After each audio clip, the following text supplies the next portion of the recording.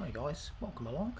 What I'd like to do today is cover the concept of actions, and actions are available to us in Photoshop and Illustrator that allow us to repeat repetitive tasks in an efficient manner. And we're going to look at that in this little lesson here today. And once you begin to understand what actions are and can do, they really can be a massively time-saving function. So what I'm going to do here is I'm going to apply this to a piece of text today. So I'm going to say action, and I'm just going to scoop that up like so. Fair enough. There is my bit of type. Now, before I begin this particular action, what I'd like to do is convert this to outline. So that's going to go out to vector shapes, create outlines, perfect. And we know all about that. So I want to talk about actions. I want to create actions, and you have in Illustrator a bunch of sort of preset actions that do a number of different things, and as you start to sort of become more familiar with, you can create your own sets. So what I'm going to do is I'm going to create a action here right now. So having created outlines first, I'm now going to begin my action. And when I hit this record button down here with the plus button, and I'm going to call it offset,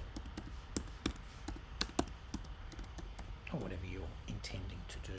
All right, great. So the thing about actions is that they are function based and they're not time based. So it doesn't mean I have to rush through this. I can take my time, think about what it is I'm trying to achieve, and do it in that way. So it's not, it's not a race against the clock. You can take your time. All right. So from here forward, it's recording everything that I do.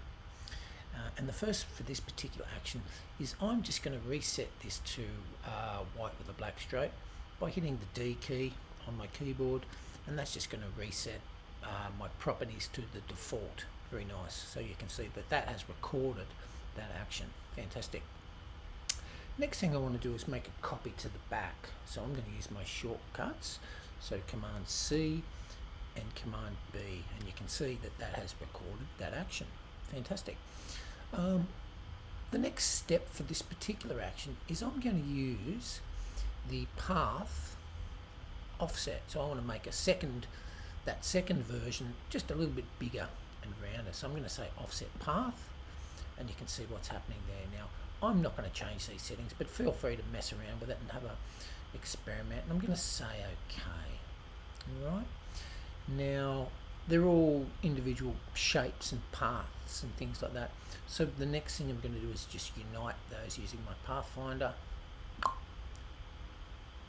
your pardon, make sure you're uniting. Press the wrong button there. There you go. So I've now Pathfindered those things together. All right, so that's great. That's about all I want to do with that action, really. So I'm going to hit the stop button there. So now my action has been recorded. So let's test it out. So I can delete all this now, having made my action. I might want to use this in a real world sort of scenario. Maybe I've got a bit of type I want to apply this particular action to. Alright, so whatever that might be, I'm just using wacky fonts here, but play around and experiment. So remember that the first thing I wanted to do was convert that to outlines before I even begin. Type create outlines. And there we go. Now I'm free to run my offset action. So let's have a look, see how that went. So hit the play button, and there we go. So it's done that action. And what's great about that for this particular effect, you can just keep hitting that action to repeat and repeat and repeat and repeat. So this would take me, a very long time to do and be quite tedious, to be honest. So getting this idea at the click of a button is a very powerful sort of procedure.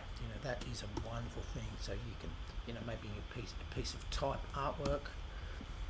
I'm just going to put that in a clipping path.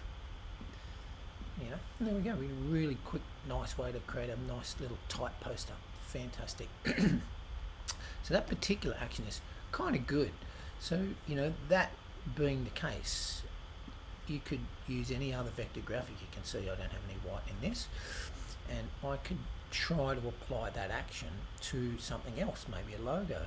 So I can run that action, run that action, run it, run it, run it, run it, run it, run it, and run it. So we're getting this really cool way to perform repetitive sort of functions in a very quick way. So look, actions are fabulous, and I really diverge you to start to think about them in your workflow. Maybe they can help you to achieve repetitive things very quickly. Okay, that's a quick one on actions, Illustrator actions. Have a go at that. Look, fantastic, and I hope you have fun with that. All right, guys, I'll see you all in the lesson.